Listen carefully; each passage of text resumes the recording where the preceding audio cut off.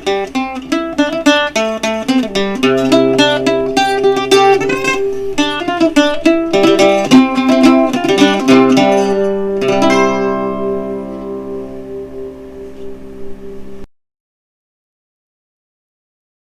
everybody. If you're new, welcome. If you're returning, welcome back. I wanted to show you something I got in my email today. I do send up for a lot of the emails from seed companies because there's so much information, but this is winter harvest planting chart.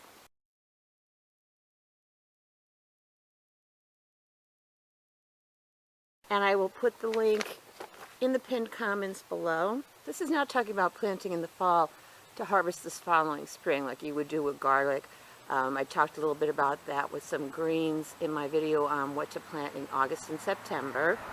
This is about planting either in a high tunnel or a greenhouse or a cold frame. You need something to cover the vegetables with, and actually harvesting them throughout the winter. So you don't want them covered in snow. That's why you need some kind of cover.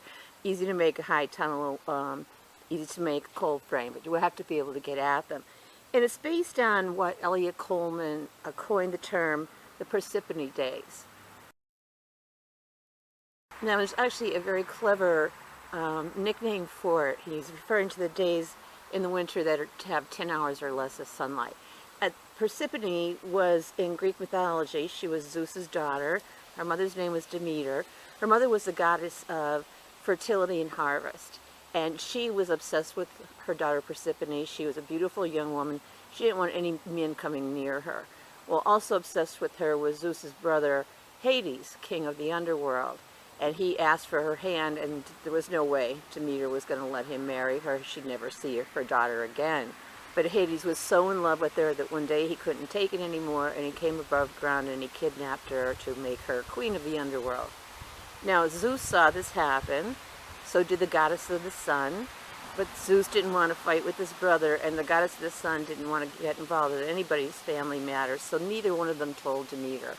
And she just walked the earth and was in so much grief and despair and not doing her job that all the plants started dying, people started starving to death, and they were crying out for help. And finally the goddess of the sun couldn't take it anymore, so she told Demeter what happened. Well, now Demeter's grief is worse because now she knows she's never going to see her daughter again, and she's not too happy with Zeus either. So Zeus figures he's got to do something to fix this. So he worked out a plan, and although Hades kind of cheated involving a persimmon fruit, but I won't go into that, they figured it out, and they all kind of agreed that Persephone would spend half of her time above ground with her mother and the other half on the underworld with her husband. And this is how the Greeks explained the seasons. You know, here, I always thought it was a relationship between the sun and the earth, but what do I know? Anyway, so these are the Persephone days, and it's easy enough to find out what your shortest days of the winter are by going to farmersalmanac.com. They have a calculating thing. I'll put that link in there. It turns out here in Zone 6 in Northeast Pennsylvania, ours start November 10th. So when you're putting in dates to guess, go around there depending on how much colder you are than us. I mean, this is really for the northern half of the country. Find your first Persephone day where it's 10 hours less or less of sunlight. And then I already started marking in my dates on here of when I need to start my seeds.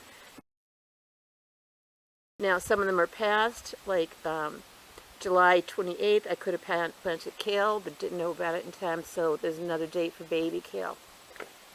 This is all up there. It explains it. They're smart too. They have a tier 1, tier 2, and tier 3. Tier 1 is the easiest crops to grow.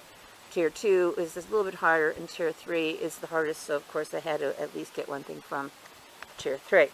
And what it is you count the weeks before your first Persephone day, and that's when you plant. And the idea is that the plant will grow and mature and be ready just when those days hit. And at that point, those plants aren't really going to grow anymore, depending on how you're holding them. Of course, you have to watch your temperatures and so forth, but they will stay alive.